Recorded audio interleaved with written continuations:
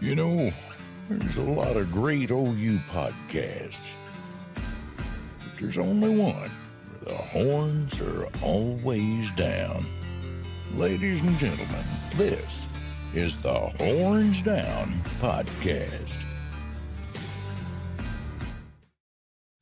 Ladies and gentlemen, another episode of the Horns Down Podcast. Y'all just go ahead and just keep rolling in. Y'all keep rolling in. Jay, go ahead and tell everybody where they can find your wonderful content, and just let them know, man. You know what it is, your boy Jay, Unfair Sports. Find me wherever you find me on YouTube and wherever podcasts are downloaded and listen to. You can also search me on the X-Bird at Unfair Sports. Follow your boy. I always drop some fire hot takes and all the stuff that y'all love. So, Chris, man, you came at the right time. This is the perfect time, baby. We got news. We got a lot of news that's dropping down. First thing I want to say, happy holidays to everybody. Hopefully all that stuff went good for y'all. Second thing is, I know some people out there, not going to say everybody, but I'm going to say some people out there probably wondering, what the hell do I think about that game, the bowl game that was played? All I have to say is this: let's move on to next year, because y'all don't want to hear that, because I will go on a rant for at least 3 hours. But with that being said, Farouk, you know you're my boy, but you can't drop the ball. But with that being said, let's go ahead and get straight to what's popping tonight. Okay, Jay, I had a hell of a day today. I'm walking out of the courthouse. It's 5 o'clock. I had to get something bumped out to the court clerk. I had to get there as soon as I could. Got there at 4:55. I'm running in. I'm walking out, saying bye to everybody, thinking to myself, man, what a hell of a day. Look down. Unc sends me a screenshot. He says, hey, man, roof is gone. Look, at the end of the day, I never want to see anybody lose their job or see anybody be out or whatever the case may be. But I can't help but to smile, simply because if you've watched this podcast, if you've watched me on Unfair Sports, if you watched me on Around the Table Sports, if you watched me on the PG Show, if you watched me on the Hall of Fame College Football Podcast with Jason, giving all you guys a quick plug real quick. If you watch me on any of these shows, you understand how I feel about Ted Roof and situational play calling. Okay? I hate that. I detest that just as much as I do the play calling that we saw from Levy in 2 select games this year. So with that being said, Jay, I'm going to shut up and pass the mic to you and just ask you, what are your thoughts about Ted Roof being out? I mean, it was an expectation, right? It's kind of funny because one of my guys in the Discord, my boy Stats by Popo, basically was like, on his wish list of what he wants is that Roof gets let go and offered an analyst job. He sticks around as an analyst, and we go out there and pick ourselves up a nice young defensive coordinator and linebacker coach, someone that can recruit, know certain areas, and be able to make the magic happen, right? Well, basically that happened for the most part. Ted Roof out. I don't mind it because we kind of knew that Venables was kind of running things anyway, but Roof was still calling plays, right? Roof was doing his part. The hard part for him is that it ain't easy doing that job when you have a defensive-minded head coach that was a defensive coordinator so long and so good at it. You were never going to be able to live up to what he was doing, right? Yeah. All right, so that's kind of where the struggle is. Next thing to go with that, it looks like we've just hired the defensive coordinator.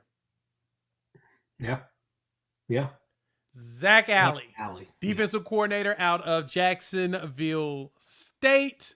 And we got PG joining us, so we'll let him talk in a minute. But we got, looks like Zack Alley is going to be offered the job. It was just tweeted out by one of the guys that when he posts something, that ish is legit. Was it Zenith? Where he at? Yeah, Zenith's. Matt Zenith's. Whenever he posted, his sources are very solid, and he don't ever really post BS. So we're going to get us a new DC and linebacker coach. This is the best part about him, though. And this is kind of like why he was on my list of people that I was hoping would be considered. Honestly, the one person I did hope we would have went after was Brian Odom. Bring him back and then put Brandon Hall as the DC and just let Odom just run linebackers. Because dude recruited some really good linebackers, right? He did a really good job on that. And Topher, you are exactly right. There was a flight tracked from like Alabama area, close to Georgia, to Norman like a few weeks ago. Somebody tracked it. Basically flying into Jacksonville State, which is in Georgia, close to Bama, or something like that. Flew him in, he interviewed, and then they decided to, give Ted Roof the option. Hey, we're going to move in a different direction, but would love to keep you around as an analyst. Roof basically said, you know what? I still got some years of coaching in me, so I think I'm going to go find me another job. So Brandon Hall probably told BV, you know what? I kind of don't want to be a coordinator no more. I like running the safeties. Go ahead and hire somebody else. And so most likely they offered it internally first. Because remember, Brandon Hall was DC at Troy. So he runs a defense similar to what BV did. And we thought that he was a coach in waiting. We thought he was a coach in waiting too. Exactly. And so if they're bringing in this young coach, with Zack Alley is 29 years old, like he's young, obviously Hall didn't want it. That's basically what that tells me. On top of that, last piece and last statement to go on that. Alley worked since his freshman year in college at Clemson on staff. Went all the way up to a grad assistant, and then he was on a defensive assistant underneath Venables and them in the beginning portion during the Dabo era, during the Venables era there, got 2 national championships, went to Louisiana Monroe, worked for Harsin, whatever his name is. That was at Boise State at the time. Went to Louisiana Monroe, Billy Napier. And he's had some solid defenses. So at 29 years old, he's had 2 DC jobs and probably a pretty solid special teams job. Was it Bowden or was it at ULM or was it ULM? He's ULM. It was Napier. I think it's he was with Napier in 2021. Sunbelt Billies they call him. So yeah, he was there with Napier. Okay. And then this year, as Topher mentioned, they went 9-4 under Rich Rod, and he can run a good defense with a very fast offense. We all know Rich Rod has always run fast offense. Look at him at West Virginia, even look at him in Michigan where he struggled, but he still ran a pretty fast offense. He did pretty well. 33rd nationally in scoring defense in his first year at FBS. BV saw that and said, yep, go ahead and bring the young guy back. He was my assistant for years. Definitely wanted. I like the hire.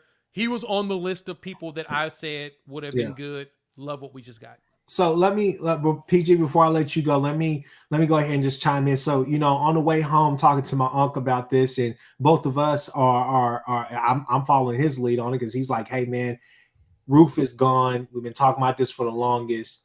You got to go out there and get a dynamic recruiter. Got to go get somebody that's really good. He said, honestly, if you're going to go internally, he said, why don't you just do co-DCs with Valai and B Hall? That was kind of my first conclusion. Honestly, was like, okay, well, I think it'll be an internal hire. I think that's what we'll do. B Hall, I'm fine with that. I think that'd be really good.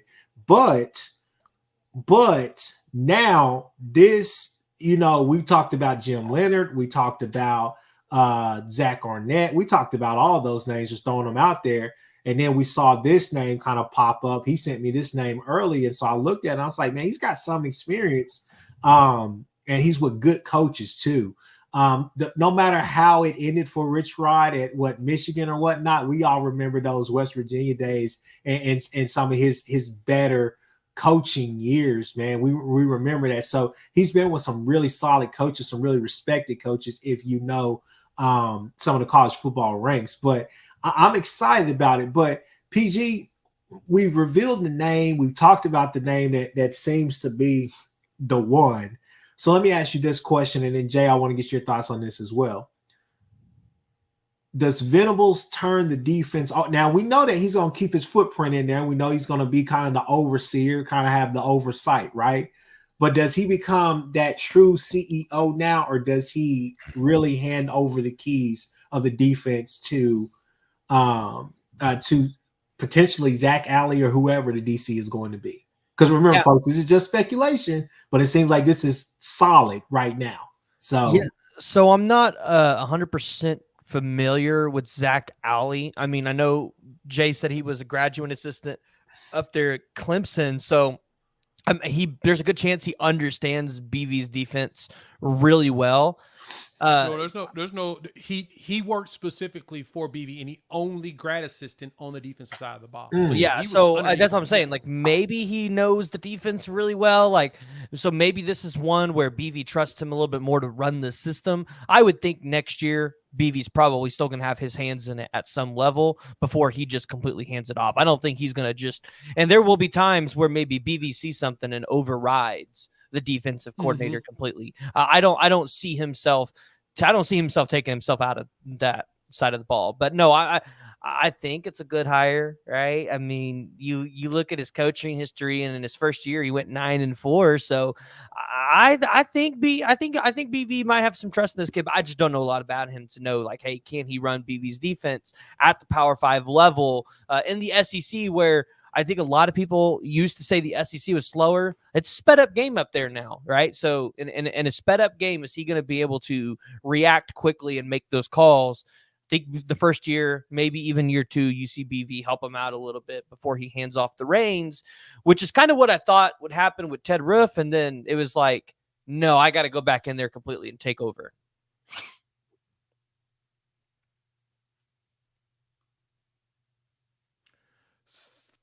To add to that, as you mentioned, yeah, Jay, you go ahead. Go ahead. He got a little silent.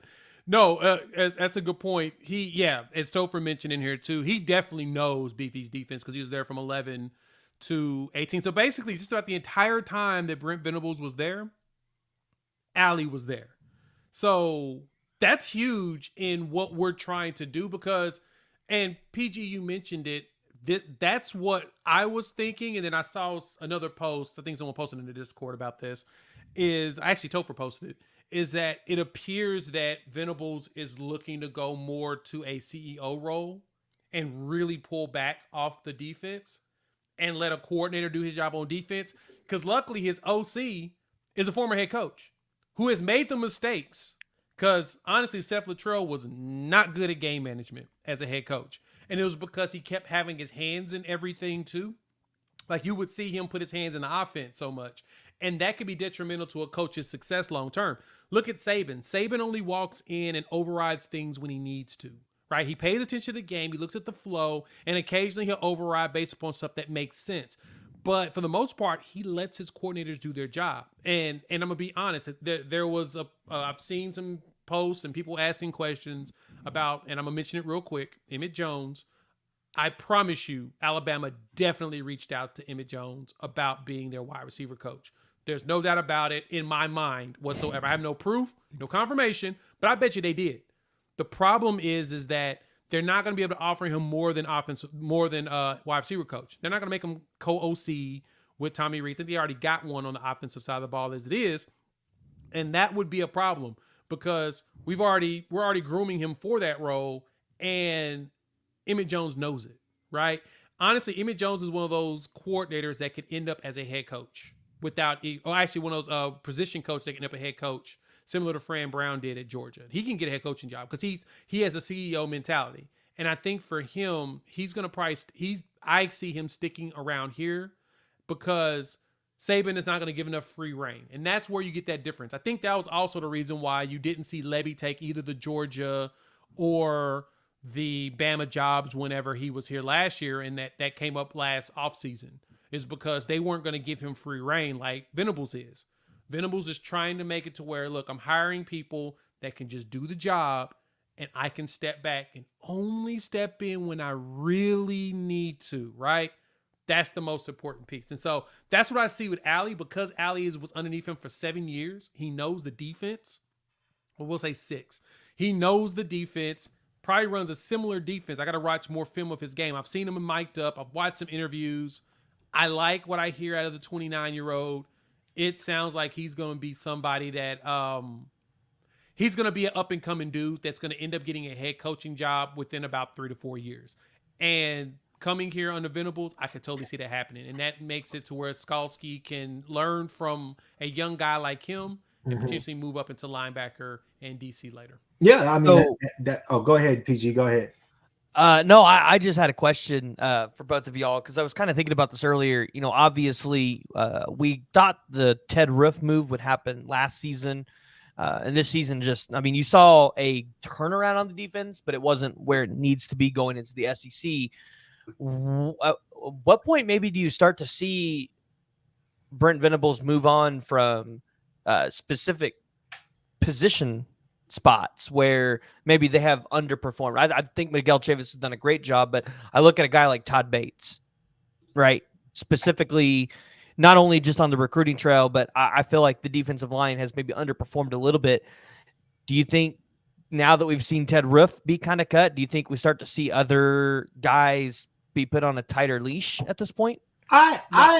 I know. I don't think that, and I think that it's still not fair to really judge Bates off of. Let me go. Let me say this right here. My friend Ty Hayes would if he was on here, he would love that question. Why? Because this is how he would answer it. You can't blame Bates for the sins of the father, right? So we've all heard him say that. You can't blame him from what was left over from the Riley regime till now. He's had to really work with portal guys that you thought were going to be for sure the Jeffrey Johnson kid last year to this year. You know, you're teaching them basically. You're getting these 1 year rentals, 1 to 2 year rentals, where you're having to teach them this defense, this very complex defense on the run. You know, getting guys like Stoney, getting guys like Ashton Sanders, even messing with a guy like Grayson Halton, I think, who's going to be able to get a lot of time next year.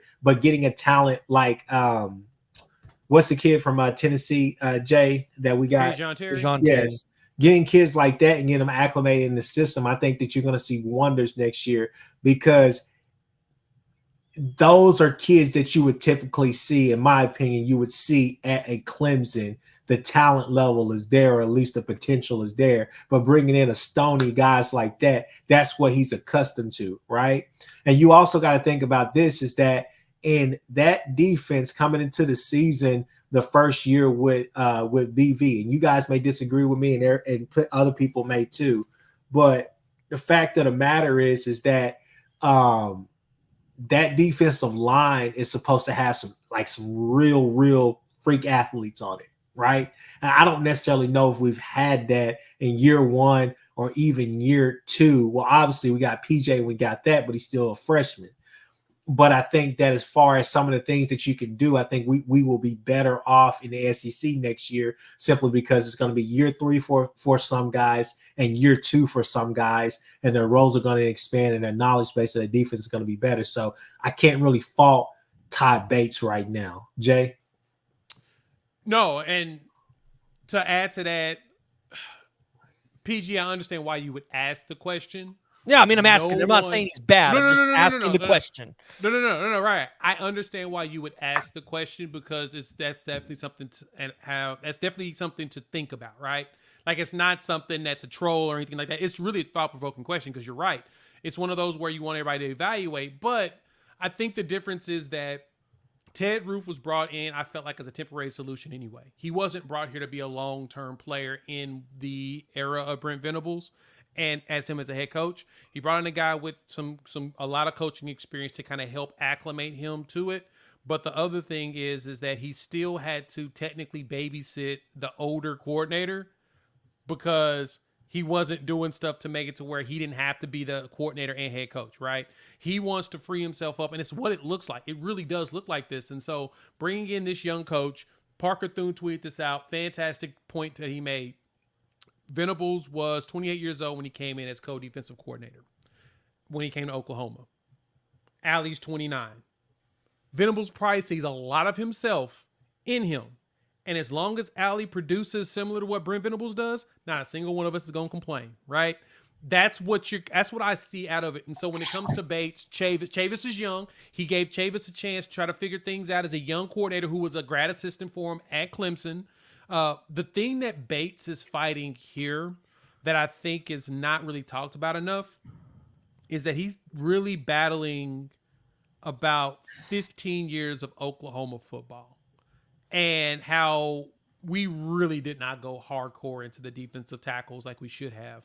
And he's fighting not only administration and making sure to try to get a whole bunch of pay for these guys, but he's also battling that the reputation of what Oklahoma looked like before he got here. When he got to Clemson, they had already started developing players. He's a grad assistant and everything he was doing there. And then when he took over as DC, he started pulling those 5 stars because they started showing dudes going to the league that were 3 stars. He's got to do that here. And it's going to take some time, unfortunately, because everybody's throwing so much money at that position. The defense, those war daddies, them big dudes, they're at the premium of offensive linemen and quarterbacks. Those are the 3 most expensive positions in college football. They're the most expensive positions in NFL football for a reason.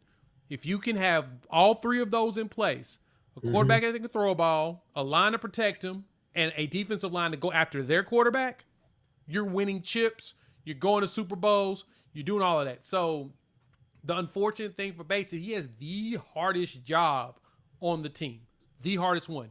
Edges are easy to come by, but finding 300-pounders that play like they're 200 pounds is really hard, really hard. El Nicuno, you are 100% spot on, Sean. You are spot on. People won't complain no matter what. Ain't nothing you can do about that. What I want to see is that this season we saw a massive improvement. I don't want to go too long, but I do want to point this out. No, go ahead. This past season, we saw a dramatic improvement in this team not letting people score. Yes, from 20 to 20, we weren't that great. When we got to that 20, guess what? Cuffs. We started cuffing folks. And to be honest, I prefer that. I'm happy if you not giving up points. If you're and then after the first drive, you notice that defense was locked in and you started to see a dramatic. Hell, we saw it against Arizona. The only problem was we kept fumbling at the red zone when we were going to score. Like we could have won that game by 2 scores. In a lot of games, we had those situations. And so because we're seeing this defense really lock up and lock down, we're getting those dudes. And teams were smart. Only 2 teams did not play. Actually, 3 teams this year did not play us with max protect.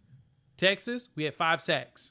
Arizona, we had 5 sacks. Can't get the third one, but game we actually had sacks in. Forgot the third team. But everybody else played max protect because they knew, no, this is a Brent Venables defense. Play max protect. We got to protect our dude.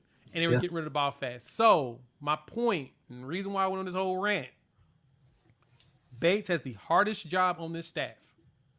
His job is even harder than everybody on offense trying to get a quarterback. He has the hardest job because it's really hard to find defensive tackles that can be impactful very fast. The best part about it is he's got Jaden Jackson and David Stone. He's got his first set of 5 stars, and everybody else shut up after seeing them play. And here's another thing about Bates, and I'll say this about Bates. It's simply this, is that guy's a great coach, man. He's gonna get it. It's just the fact that this fan base is hungry for that because we're used to it.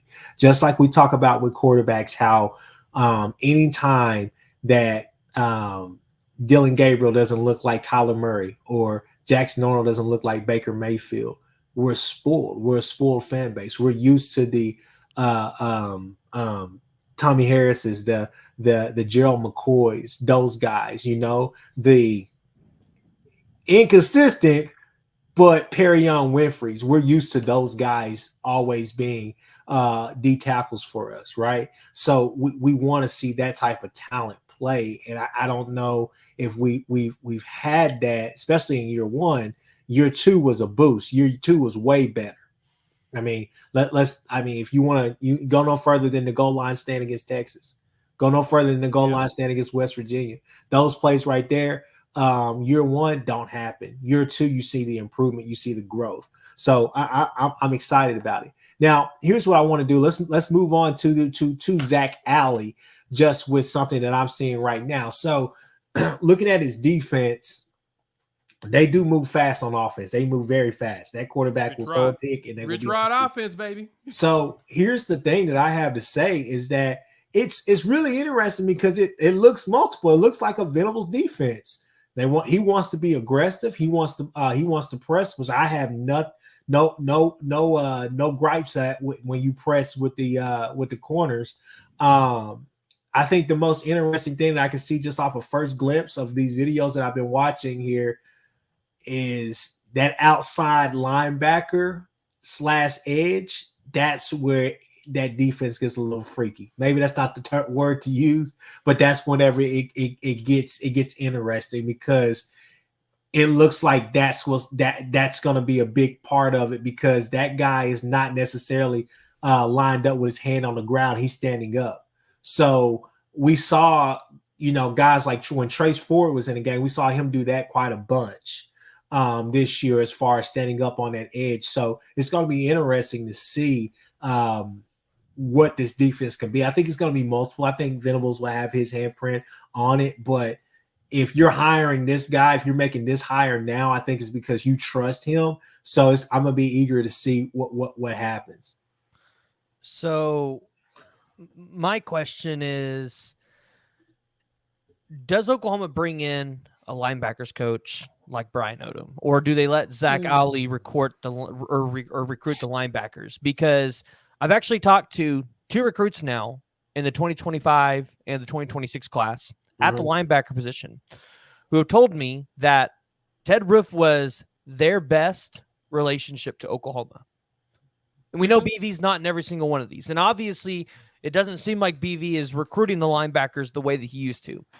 Does BV bring in a linebacker coach position, one, to help with recruiting, maybe to take that weight off Zack Alley a little bit, or does he let him kind of run with it? Zach's going to be your linebacker coach. He's your linebacker coach, recruiter, DC. He's all 3. And that's what he's going to do.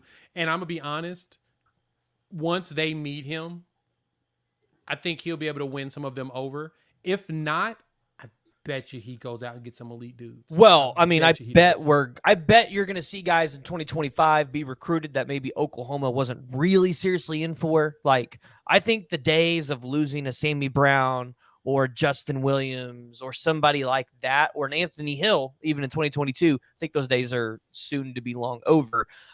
I just asked the question because I know Brian Odom's out there, and Ted Roof was your guy recruiting a linebacker. So, yeah, I say when you have a coach like Brent Venables and you trust him to hire, think about it this way: a lot of people started questioning the Emmett Jones hire. They're like, "Why are you going after a dude at Texas Tech? Why are you going after a dude that was at Kansas, right? They ain't no real receivers. You get into Kansas and the Texas Tech dude. Why would you bring him here? He's been our best dude. Like, he walked in and literally took everybody's spot of, yeah, I'm the best recruit on this team." So, and that was an Emmett Jones hire. I mean, that was a Brent Venables hire. Emmett Jones was a Brent Venables hire. He specifically went after him purposely. If Venables is going after guys like that, what Chavis has done on the edge in his recruiting too, as a first-time position coach, yeah, that told me that I should trust Venables and his choices of people. Jay Valai hasn't stayed at a single job longer than really a year. Like, he's jumped from job to job. Hell, he was with the Eagles and then left there to go, went to Texas, went to the Eagles and came back and went to Alabama. He was all over the place. That dude's going to probably be here for like 3 years. At least. He's pretty good. He's pretty good. That's what I'm saying. I think that, and I think, go ahead, Jay. That's my point, is that Venables is getting dudes to stick. Like, he's hiring guys that are wanting to stick around and actually, put in time and make it happen. Like, where else have you seen that, right? Most teams struggle with retaining talent in a lot of capacities, in which I think that's going to be the position we're going to struggle the most at, is keeping coordinators. Like, I see Luttrell getting another head coaching job in the next couple of years. And honestly, I see Alley getting a head coaching job in the next couple of years, unless he decides that, no, I don't want to go G5. I would rather get a P5 job as my first head coaching job. So I'm going to do just like Venables does, and I'm going to wait it out for 7 years, get this man a championship or 2, and then teams are going to be like, okay, let's hire this young dude as our new head coach. Hey, it happens. It happens a lot. And it only happens to those dudes that are willing to take the time and put that effort in and wait. If this dude comes in here and we win a title in the next 2 years, he's going to get a head coaching job offer. If Oklahoma turns their defense around, let's say top 25 next year in the playoffs with one playoff win, which has not happened at Oklahoma yet, this dude going to get a head coaching job offer probably next year.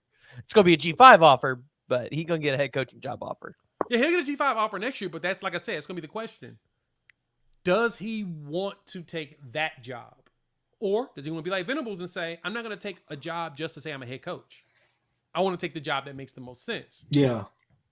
And he goes and gets a better job. Because that happens. I mean, hence that Jeff happened with Lebby. Levy too. But Like Levy's another example. Levy could have been gone last year.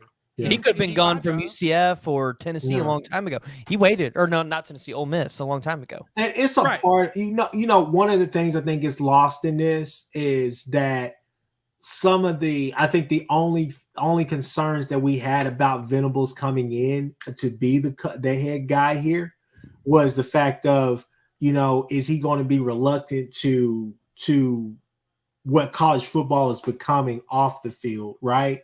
As far as, is he going to be reluctant of that, simply reluctant to that because of Dabo's ways kind of, you know, still rubbing off on him, right?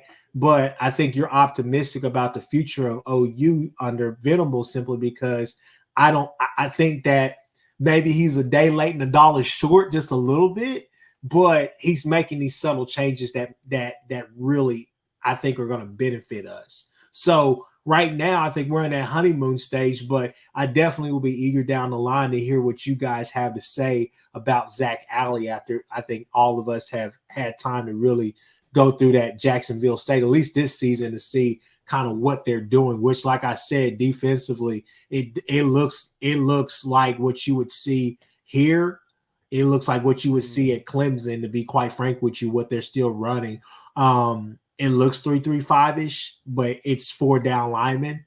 That, like I said, that outside linebacker is the guy from what I've seen off of tape. That's what jumps off to you because that outside linebacker, he could be anywhere, right? And it's not even necessarily a cheetah. So that's what's going to be the interesting part kind of moving forward. So any final thoughts on Ted Roof leaving, or you guys, or Zack Alley potentially coming in? Like I said, it hasn't been confirmed, but it's done. It's done. It's a done deal. Just go ahead and just call it. It's done. I'm about to make a video as soon as this is done, so I can put it out there and say, "Oh, here's our defensive coordinator. It's done." So, I mean, it sounds like there might be some other shakeups though on the staff. One person's reporting it. Not sure the legitimacy of it, but apparently Lee Davis might be leaving. Yeah, I did see that. And if that's the case, I wonder if that's just her getting a different job because she's pretty dang good at what she does. Yeah, hearing it's a Big 12 school too. Heard it's probably something closer to home. I don't know. Because she originally started at Mississippi State, so I thought she was going to go with Lebby out there, but that didn't end up happening. Right. But yeah. And for those of you who aren't aware, Lee Davis is the recruiting coordinator at Oklahoma. Yeah, director of on-campus recruiting. Yeah, so she's up good. All of those on-day festivities. Yeah, so she's really good at what she does. And so a lot of other guys might like her for other things, but you know.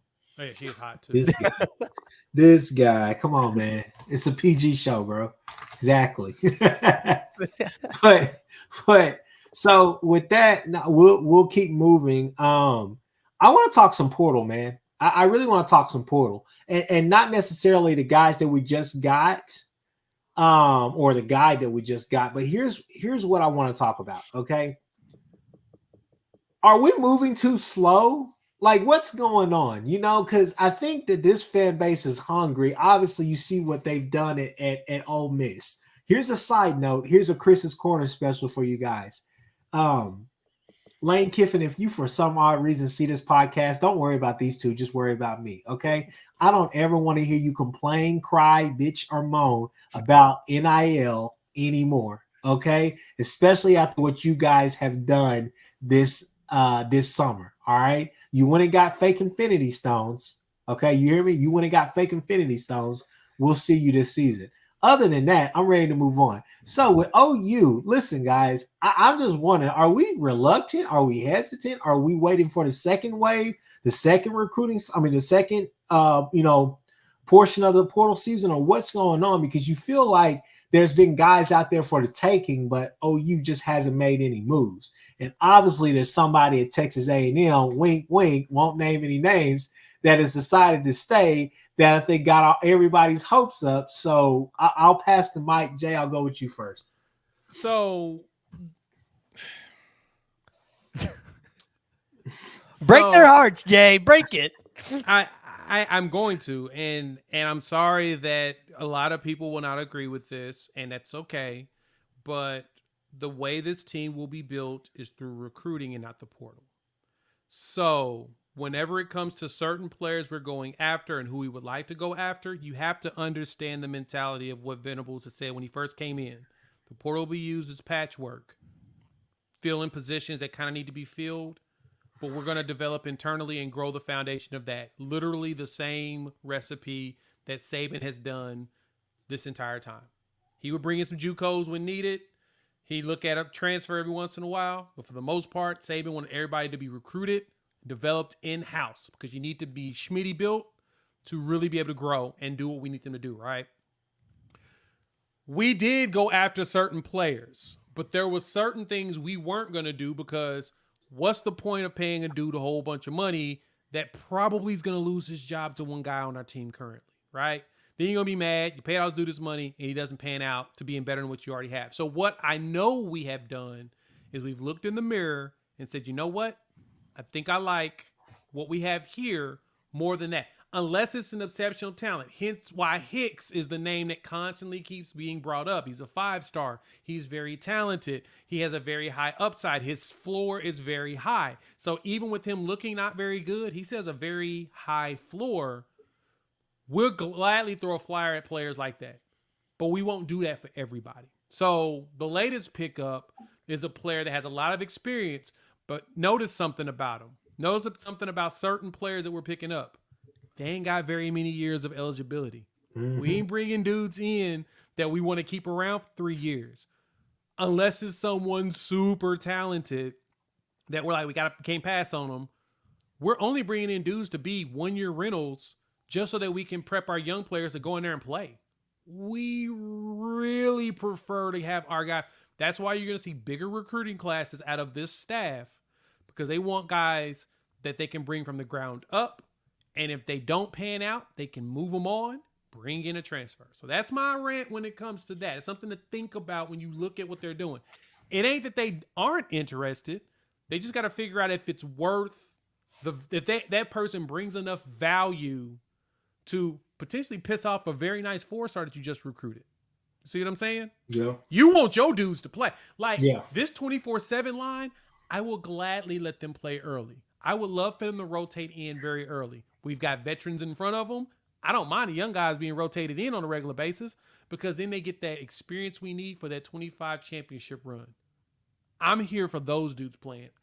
I need G-Baby to play, right? We all love Grayson Halton. We want him to play. I need Champ Sanders to get out there and run some dudes over. We know that he can play and he's got the size.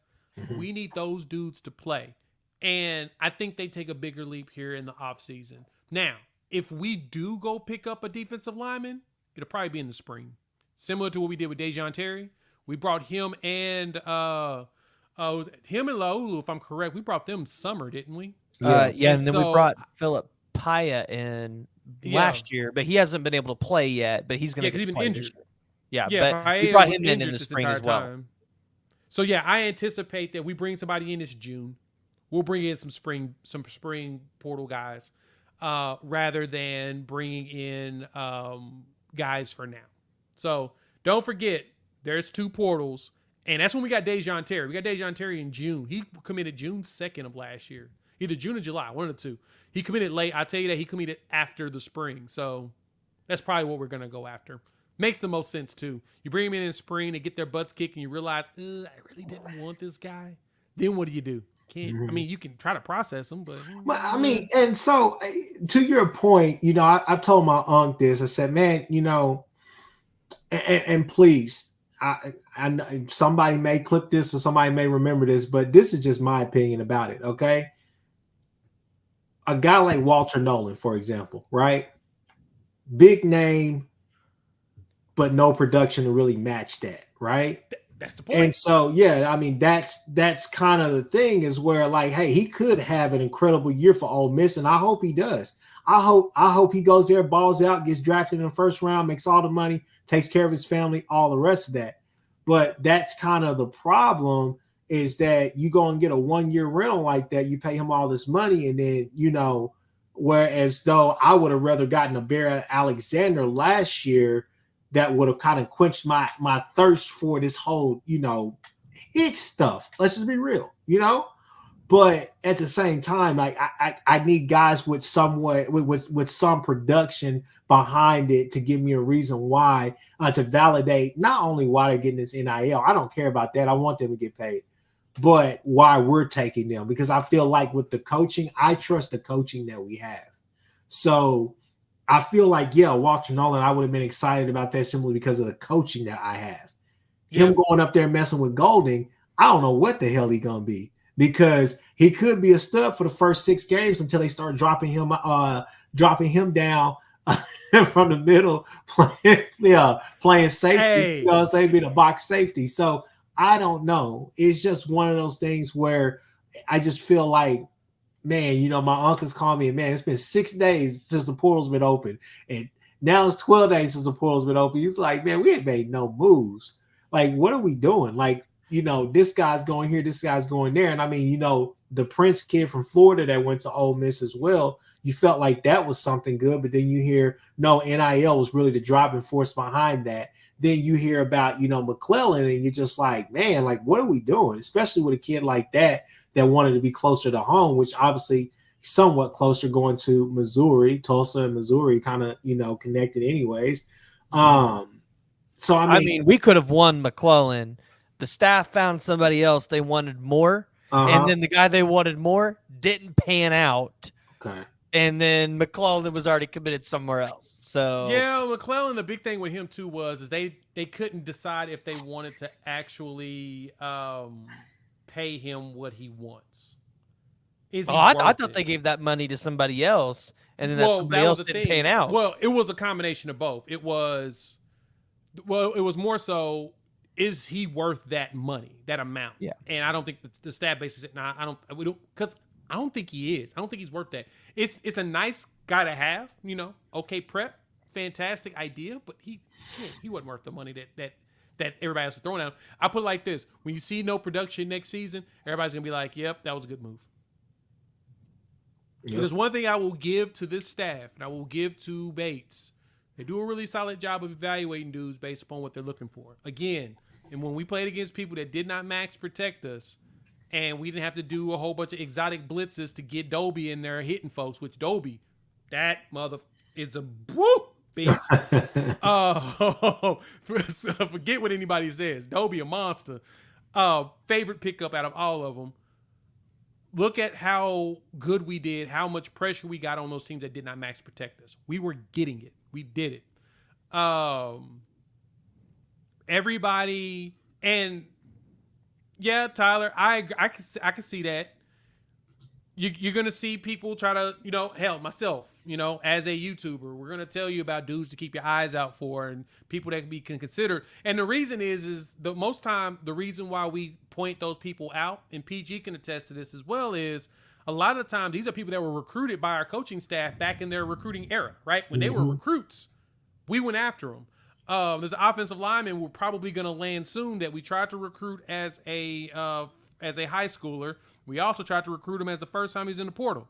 So they have certain guys they actually want, and when they finally land them, you start to notice it, right? So that's really what it is. We're being selective for a reason, because having a big name player, just as you said, Chris, we can bring in Walter Nolan, but if he doesn't produce, everybody gonna be pissed off. Yeah, and did you know that Nick Scorton, who just committed to Texas A&M, which no shock. I mean, he had Oklahoma on the list, but the odds that he was going to get out of A&M without committing, that was unlikely. Did you know his production in, I think it was 2 years at Purdue, was higher than Walter Nolan, LT Overton, and there was one other 5-star on that list combined. Right. In 2 years. Nick Scorton. Right. Not a 5-star, not even in the top 100. Right. Hell, look at what Caden Woolard has done. Look at what Caden Woolard has done. He's got 41 tackles, 9.5 sacks, and 12 tackles for a loss. I mean, I just dropped a video on him, PG as well. You can go look, and I put some of his film on there that I found. Dude's a monster. And pieced together. He's solid. Dude. Now, is he going to play edge, or do you think they try to bring him? I think he can do both. I think he can play edge or 4. Yeah, I was wondering if he played the 4T or not. Yeah, he played 4T, 4I. More so likely 4I. So he'll probably be part of a 3-3-5 setup because he's an edge dude, but he can play interior. Because, I mean, he's 250. If we get him really in the weights, we could probably get him to about 270 by the time the season starts. Without losing speed? Without losing speed. Okay. A natural 270. He could do that working out here the way that Schmitty does it. But honestly, I expect him to play in around the 260 range, and I think he'll be fine. Like, I think he can play in or out because I think he's strong enough and he's fast enough, right? Like, when you watch him stunt, he goes against guards most of the time in those stunts and those that he does on a regular basis, right? You don't see him running around tackles. You see him cutting inside, fighting with the center or a guard, getting past them, going for the quarterback. So yeah, well, and if Oklahoma goes after the name that I talked about earlier with you, Monquel Goodwin, if they end up going after him, then maybe you don't necessarily need to pull Caden at the inside because Monquel is 6'4", 290 pounds, if I remember correctly. So you'd be able to put him on the inside.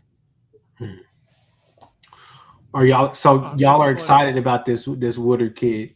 Oh, I think he's going to be really good for Oklahoma. Yeah, I think Willard would be solid, especially if you put him over there next to Ethan Downs. You have him and Ethan Downs basically run your strong side edge. You have those two on those sides, and you put PJ and R. Mason Thomas on the right, on the weak side. That's your rotation right there. Yeah, and it'll be nasty. Yeah, Caden Woolard is 6'5", 252 pounds. So I keep telling y'all, don't forget about Wine, man. I'm telling y'all, Wine is gonna. I think Wine gonna be in the rotation. I think his time is after Ethan Downs. After Ethan Downs graduates, I think you see him really enter into the rotation. I think our edge room is so good that it's going to be really hard for somebody to come in and one name y'all are not talking about right now, and I think they are Mason Thomas. No, I think Trace Ford.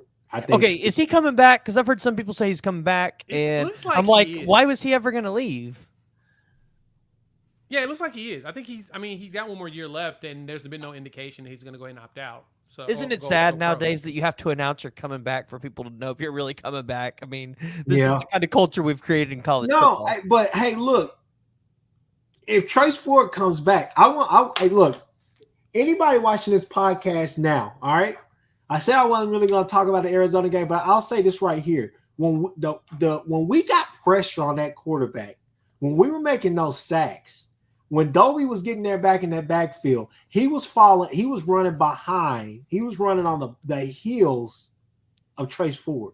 Yep. Trace Ford is a problem. Trace Ford, honestly, this year alone, not talking about raw talent or potential with PJ. I think PJ has all the intangibles and all the rest of that. I think we'll see that this year. Trace Ford was the most talented, in my opinion, edge rusher that we had. Some of the plays, some of the things that he did, it wasn't super consistent. Early in the year, magical. I thought that he was doing good. Later in the year, it seemed that he was still it seemed like you could see that he was still trying to find his way.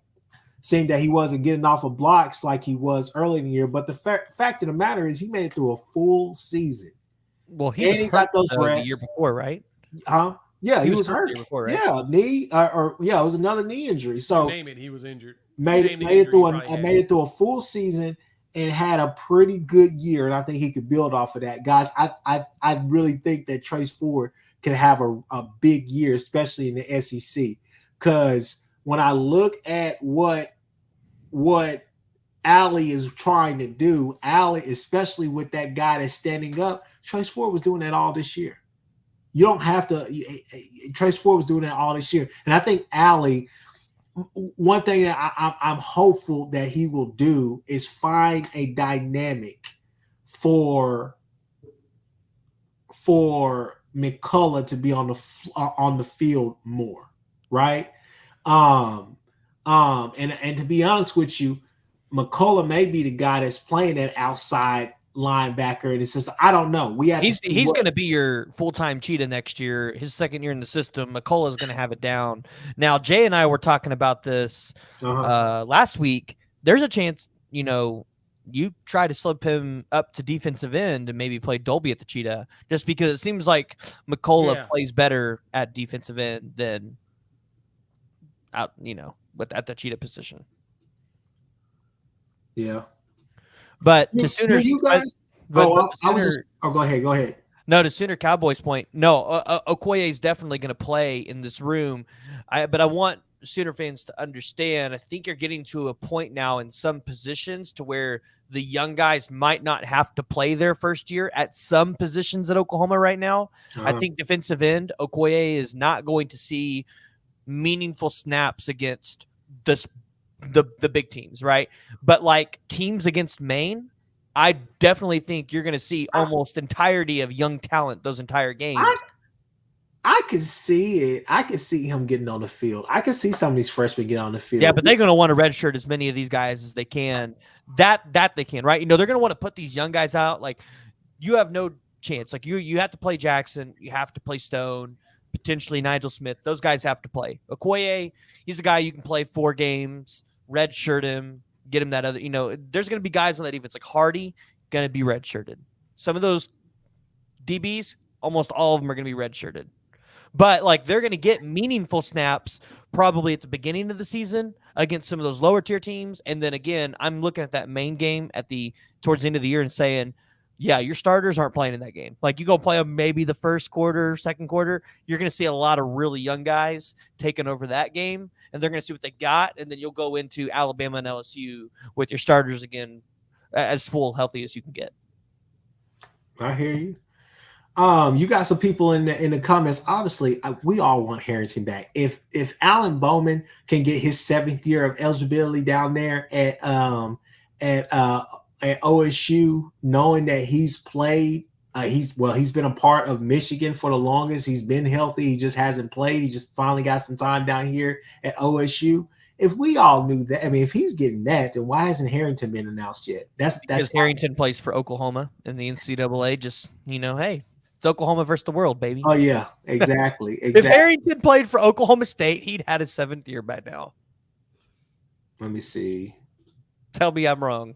So the one question nobody has asked is there any Jacksonville State players that might want to transfer here now? I don't know if there's room.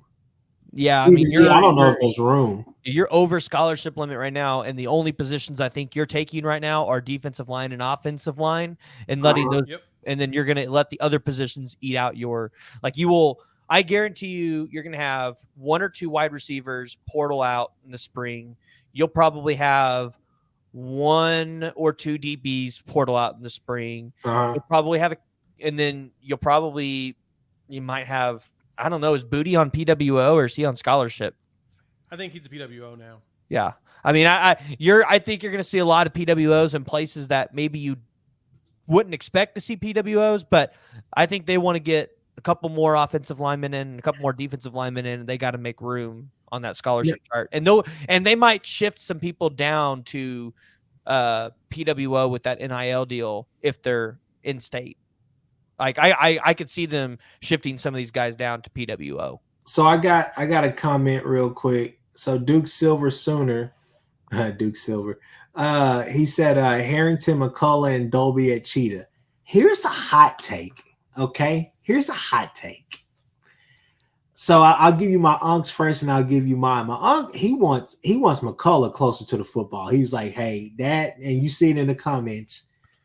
I'm not the biggest fan of him being out there in coverage. That's the reason why Dolby was having to play that, was to kind of counter that, especially whenever they tried to, let's use basketball terms, play small ball, right? Or they try to get him matched up with, pretty quick slot guy, right?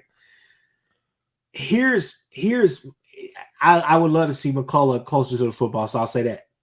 We get Harrington back, okay? I want to see McCullough closer to the football, like my uncle said. I want to see Dolby focus on corner, because I think that would really strengthen that DB room, especially at quarterback going to the SEC. Sammy, I want to see Sammy at Cheetah. I want to see Sammy. I'm in Seagull. I want to see him at Cheetah. I think that's going to be his natural role, and I think that's it, man. Now, a guy that is going to be a super hot take, if he can ever be healthy and see the field, he's had all the middle reps. Can he actually run it on the field? I guess would be Rowe. That's an if he can stay healthy kind of thing. Yeah. So, I mean, Jay, what are your thoughts about that? Rowe's going to have to probably move to a PWO status for right now until he gets healthy. Because that dude, being 6'2", 6'3" naturally and being as athletic as he is, that's not something those don't grow on trees. I mean, that's not something you can train. You have to get that off a tree, right? And you have to get it off a rare tree. He's probably one that's going to have to transition just to get healthy. But in a year, I could totally see him getting it back because he's that good. Like, I think Rowe can be that. It's just that shoulder, man. His shoulder's been brutal. Same thing with Gentry Williams, right? Gentry's definitely on scholarships. He's our starting corner right now. Gentry's the starter. He's just still got that shoulder problem. He just got to meet up. He got to get bigger, and then Jaden's got to do something with his shoulder. But I want to see Rowe. I actually would rather see Rowe at safety. But yeah, we've got. I can see that. We've got a really good problem. That we've got more players than we have scholarships available. We should be happy for it. I mean, this is not something you could say we've had like the year one under Brent Venables. This is what BV wanted to do. He wanted to take these really big classes and make having talent a problem on this team to where you got to push people out. And I mean, Tristan, you can let Booty go, but if he's on a PWO, why are you going to let him go? Right? You can't get rid of Booty. If he's on a PWO, you're keeping the Booty. Booty got to stay, bro. Booty got to stay. The brand is too strong for him to go anywhere, man. The brand is too strong. The good thing is he ain't on scholarship. He a PWO, and he's a backup quarterback. Actually, and it's the funny thing. This is what I've heard. He is our best scout quarterback on the team. Yeah, and he probably he's talented enough that he causes problems as a scout team quarterback. And he probably makes a ton of money on NIL. Let me just being at Oklahoma and his NIL deals, he probably makes a ton of money. Oh yeah, he ain't going nowhere. I don't think he's going anywhere. I think Booty would be dumb too, and he would end up being a grad assistant, which makes him even better. Guess I'm hating. Now I'm curious to hear Jay and Chris. Do you guys think Philip Paya plays next year, or do you think he gets processed out? Because I saw him come in and I was really excited for him to hear that he wouldn't be playing this season. Think he gets processed out?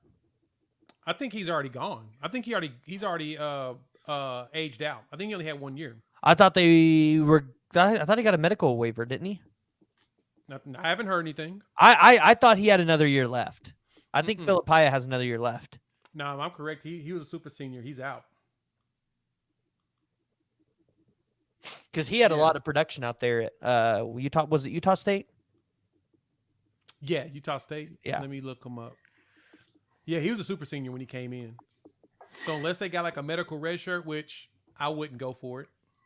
Personally, I'd play Jaden Jackson.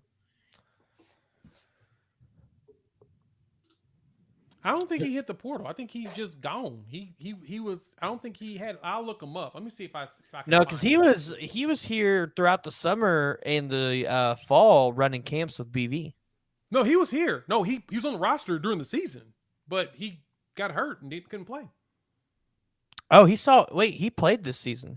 Yes, Arkansas he was on the roster. He's on the depth chart as a super senior.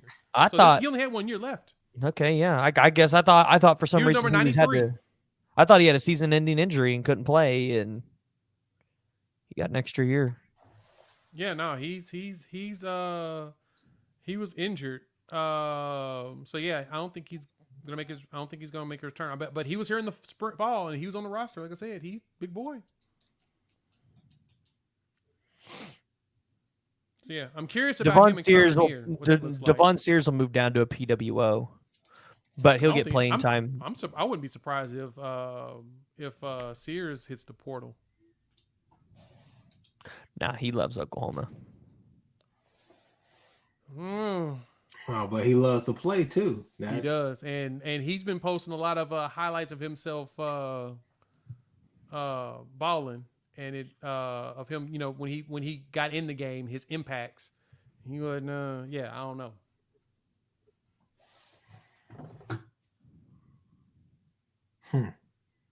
Well, Well, folks, look, we've been on here for about an hour. We got one little small subject that I want to one last topic that I want to just throw out here. This is just a random one, okay? It's non-OU related.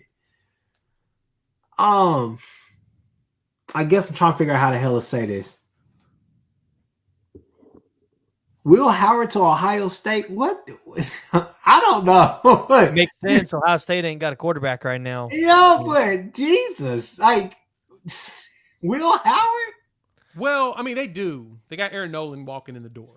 Well, yeah, but you ain't starting a true freshman quarterback. Yeah, if he's good enough, you will. I'll put it like this: Alabama will be starting a true freshman next season. Ty doesn't think so. Ty doesn't think so. Mark my words. Listen, I told Ty the same thing, and he talked me off that ledge. I get it. I mean, everyone believes that Milroe's going to keep that job. Julian Sain is going to take that job. Oh, I heard it might not even be Jalen Milroe's job. Who was their quarterback they got last year? Not Dylan Lonergan, the other kid. Ty Simpson? No, the one the last year, because they got two quarterbacks. Oh yeah, year. they got. It was Eli Holstein who was in the portal. It was, and they got another one. I know. There was another one that they were talking about the other day that said that he was pretty close to winning the job after that. I think it was the USF game. Yeah, I'm trying to think of who it was because I can't I'm about to look it up right now. I know who you're talking about, but you had let me see, quarterback. See, Eli's gone. Who will get Dylan. Dylan Lonergan's in the portal. Dylan Lonergan's in the portal too. So both Eli and Dylan Lonergan's both in the portal. Oh, then yeah, I guess their quarterback that they thought might be there is not there anymore. If Dylan Lonergan's in the portal, then that's that other quarterback. Yeah, I think Dylan Lonergan's in the portal too. I think I saw something on him. Yeah, I'm not seeing anything. I don't see anything about Lonergan being in the portal. So let me look it up. Yeah, there's no headlines on him being. I know that Lonergan came to Alabama to play baseball too. Yep. So yeah, looking up Lonergan, I don't see any. Nope, he ain't in the portal. Look, I don't know. It just, him to USC I thought was going to be funny, but if you guys have seen me talk about it, I've said it. My uncle's like, well, I guess your boy showed out a little bit, right? Miller Moss. I told people Miller Moss can run that offense. I watched the spring games and say, hey man, he makes the same throws as Caleb. It's just Caleb is a freshman phenom that took off. Way more talented, yeah. Yeah, way more talented. But Miller Moss can run that offense and do everything. Now they caught lightning in a bottle against Louisville because Louisville plays the type of game, the brand of ball that Riley usually struggles against, right? So that was something interesting. But I just Kyle McCord to Will Howard. We always talk about the Miami and the Florida State Twitter Spaces. Ohio State Twitter Spaces are that's a rough place to go as well. You go in there, you're not gonna leave with some hair on your chest, but you best believe somebody may try to meet you outside in one of them Twitter spaces because that's just the type of Twitter space it is. So I can only imagine what they have to say about this because Will Howard can't possibly be Ohio State fans are in shambles. And I was talking about it, and I think Jay was on there, and I said, there's a good chance Ohio State loses to Michigan next year, and they lose, and Ryan Day gets fired. Now, I did see a rumor, I don't know if y'all saw it, Dan Mullen potentially coming into Ohio State to be quarterback's coach. I saw co-offensive coordinator too.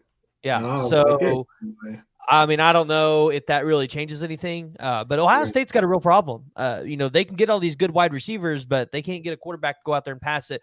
Will Howard might be a little bit more capable than Kyle McCord, but still, like, his highest completion percentage came this year when he only threw 61%. So, I mean,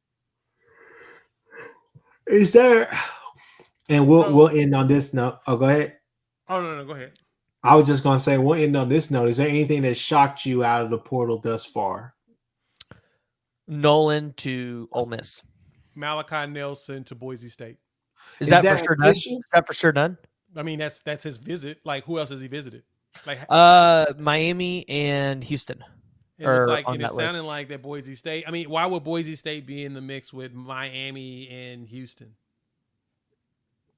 I mean, I'm just keeping it a Miami buck. could have moved on because the reports for Miami were like 2 weeks ago. So, And the other thing is that I would get Boise State because it's close to home.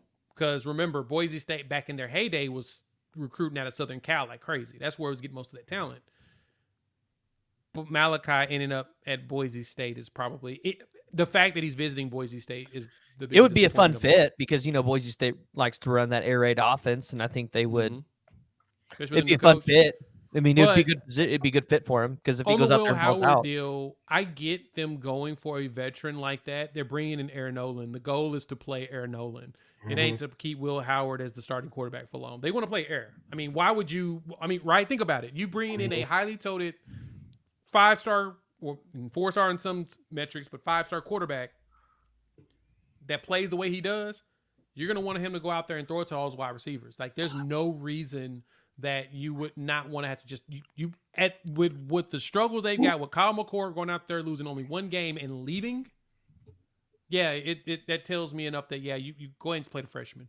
So Will Howard is a great insurance policy. I know you're liking Aaron Nolan, but I like, and I know we talked about this last year. I like Link Kindholz right there right now, and he got to see action in the game where he only completed 45% of his passes. But I mean, come on, the dude's true freshman, throwing his first game in a bowl game where he probably didn't get first team reps. I mean, you go look at what he did in high school. You go look at. I don't look at high school no more once you already played your college games. Yeah, I mean, he was a 4-star quarterback coming to high school. I mean, I know he played in South Dakota, but I mean, that's my point.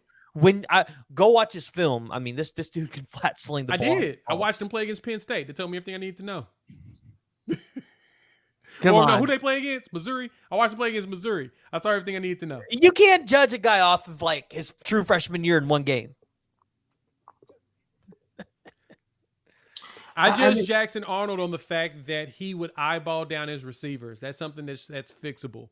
I look at Luke. He looked rattled the entire game. Yeah, and I mean that's fixable with more time, more reps. But the thing is, he's athletic, extremely athletic, and he's able to utilize his feet in and out of the pocket. So, and again, you look at it, he throws a super smooth ball. I mean, so PG, I'm gonna tell you this. This is the one thing to recognize in this is something to recognize. And this is a great way to evaluate players.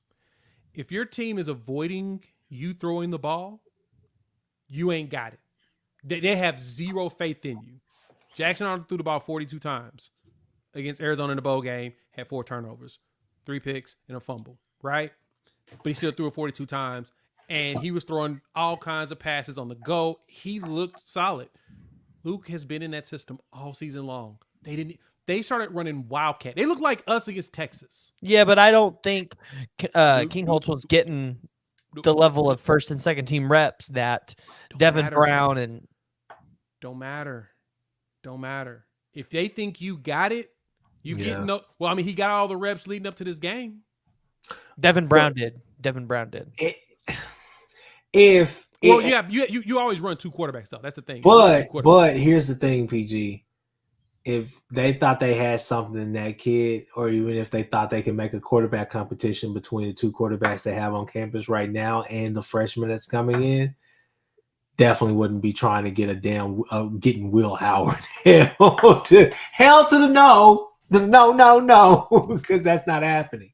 But let me go ahead and end on this note, okay? Let me get these good people out of here, and I'm talking about you two, right? So before I go on my last spiel, I want y'all to go ahead and tell everybody where they can find you guys at. And everybody, hey, please leave a like on this video. Subscribe to not only this channel, the Horns Down podcast, but also the PG Show and now Unfair Sports as well. Do that for all of us, y'all. Do that if you're not subscribed to our stuff already. Lock in. Got great content coming, and I mean the news is not going to stop just tonight. So Jay, go, and then PG, go. Y'all know what it is. Unfair Sports. Find me here, YouTube. Follow me on the X-Bird and wherever podcasts are downloaded and listened to. Always a good time. Y'all stick around. Y'all got something to say. Go ahead. Y'all can find me on YouTube as well, The PG Show, anywhere you find podcasts, Apple, Google, Spotify, or as Jay says, the X-Bird. I'm still going to call it Twitter, though, at The PG Show, at The PG Show _ college football, CFP. All right, guys, look, it's the last thing I had to say, right? Okay. We lost our bowl game, but at least we haven't experienced 12 plus years of mediocrity. Talking about, championships that we haven't won. Well, at least one that we could put in the closet, right? So at least we're not talking about our coach being 1-2 in the Red River rivalry game, right? At least we're not talking about that. At least we're not talking about our team and our coach beating up on the team that didn't have a quarterback, right? Or didn't have an elite quarterback, right? At least we're not sitting there watching our corners get burned and toasted all over the field against the Washington team, right? So you guys know who I'm talking about, and you know what this podcast is. This is the Horns Down podcast, all right? So I just want to say to my friends down there, down south, I won't name any people or whatnot. I told you so. Okay? I told you His so, shade had right? to come out. And the last thing is this right here. You can read that Oklahoma Only Fears God. Oh, that's a sick hat. So with that being said, we out of here.